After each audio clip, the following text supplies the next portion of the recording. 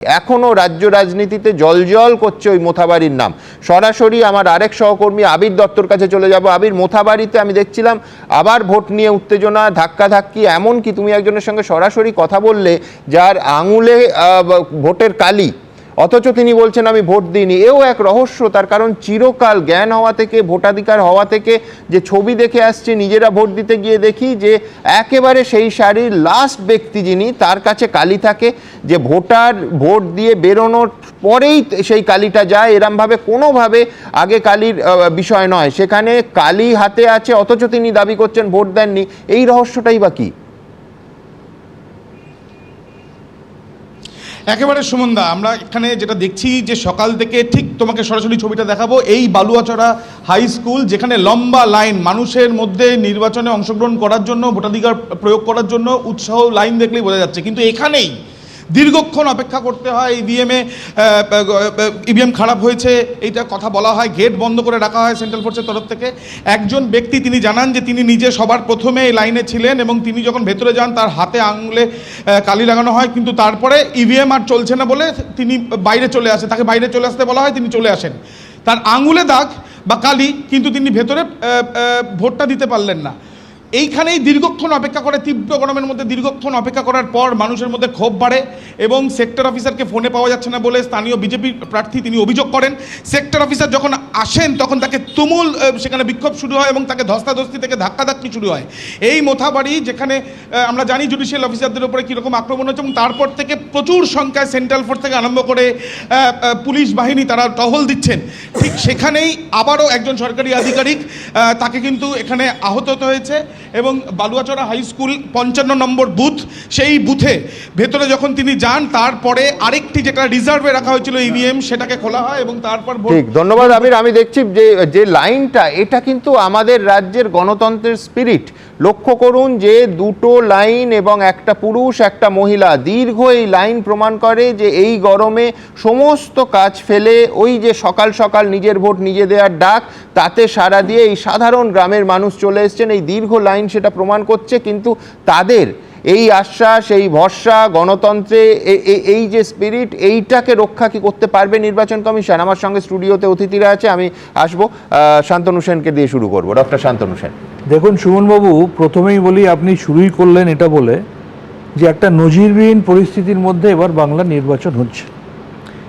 আজকে বাংলায় যে 3,60,00,000 মানুষ 152টা কেন্দ্রে ভোট দেবে, যে 1478 জন প্রার্থী রয়েছে, আমরা কিন্তু সম্পূর্ণভাবে 2023 সালে পার্লামেন্টে বুলডোজ করে ইলেকশন কমিশন গঠনের বিলকে পাল্টে দিয়ে প্রধানমন্ত্রী নরেন্দ্র মোদী, স্বরাষ্ট্রমন্ত্রী অমিত শাহ এবং বিরোধী দলনেতা 2:1, সেইখানে তারা যে নির্বাচন কমিশন তৈরি করেছিলেন, তাদের তৈরি নির্বাচন কমিশনের প্রধান জ্ঞানেশ কুমারের নেতৃত্বাধীন প্রশাসনে কিন্তু আমরা আজকে রয়েছি।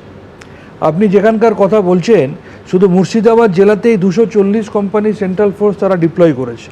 তা এরপরেও আজকে চিফ সেক্রেটারি থেকে শুরু করে, ডিজি থেকে শুরু করে, 13 জন ডিএম থেকে শুরু করে, 73 জন রিটার্নিং অফিসার থেকে শুরু করে, এটাও মানুষ যে ডোমকল এবং মুর্শিদাবাদের ল অ্যান্ড অর্ডারের যে সিচুয়েশন হয় বছরের পর বছর ভোটে, তাতে নির্বাচন কমিশন এই ব্যবস্থাগুলো না নিলে তো বলতাম যে চোখে ধৃতরাষ্ট্রের মতো নির্বাচন কমিশন ব্যবস্থা নিয়েছেন, বেশ করেছেন। সেটা নিয়ে আমার বলার কিছু নেই। পশ্চিমবঙ্গকে তারা গায়ের জোরে দখল করতে চেয়েছে, তারা যা খুশি করতে পারে, তারা চিফ সেক্রেটারি সরাতে পারে, ডিজি সরাতে পারে, ডিএম সরাতে পারে, দাদা কোর্টে বলেছেন, সুপ্রিম কোর্ট তো পাত্তাও দেয়নি। তাহলে প্রশাসনের এখন নিরাপত্তা দেওয়ার দায়িত্ব কাদের? একদম নির্বাচন কমিশন। এইখানে আমি আপনার সঙ্গে 100% একমত।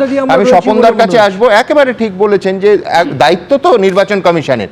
যে ডোমকলের নাম হয়ে গেছিল, আমার বলতেও খারাপ লাগে, বোমকল, সেই ডোমকলে সকালে সামান্যতম মানুষ ইনসিকিউর হবেন কেন? আর যেখানে গণতন্ত্রের এই স্পিরিটটা সাধারণ মানুষ রাস্তায় নেবে ওই লম্বা লাইনগুলোতে দাঁড়িয়ে প্রমাণ করছেন। স্বপনদা, নির্বাচন কমিশন পশ্চিমবাংলায় ফ্রি অ্যান্ড ফেয়ার ইলেকশন করার জন্য যতটুকু স্টেপ সামর্থ্য অনুযায়ী সবটুকু চেষ্টা করেছে, কিন্তু প্রত্যেকটা রাজনৈতিক দলেরও তো সদিচ্ছা দরকার আছে যে আমরা মারপিট করব, আমরা বোমাবাজি করব, আমরা মানুষকে ভোটাধিকার থেকে বঞ্চিত করব, ভোট দিতে দেব না। এরপরও যদি আমি এখানে স্টুডিওতে এসে বলি যে নির্বাচন কমিশন কি করছে, নির্বাচন কমিশন কি করবে, তাহলে কি গুলি চালাবে? নির্বাচন কমিশনকে তো কাজ করতেও দিতে হবে। এটা তো সম্ভব নয় যে এক একটা বুথে পুরো 100-150 জনকে সেন্ট্রাল ফোর্স দিয়ে তারা ঘিরে রাখবে। এটাও তো নির্বাচন সম্ভব নয়। কমিশনকে অসীম ক্ষমতা দেওয়া হয়েছে, ওশান অফ পাওয়ার, যে ক্ষমতাকে প্রত্যেকটা শুনানিতে make no mistake supreme court বৈধতার শিলমোহর দিয়েছে, সেই নির্বাচন কমিশনকে নির্বাচনের দিন তো দায়িত্ব নিতেই হবে। সে তো নিচ্ছে, মানে এটাও তো মানতে হবে যে নির্বাচন কমিশন পুরো কেন আপনি বলুন, কেন একজন গ্রামের মহিলা বলবেন যে কোথায় পুলিশ অবজারভার, এবং সচেতনতা ভাবুন, হ্যাটস অফ, যে কোথায় পুলিশ অবজারভার কোথায় জেনারেল অবজারভার, এই নাম্বারে ফোন করেছি বেজে যাচ্ছে, তো লাইভে দেখলাম।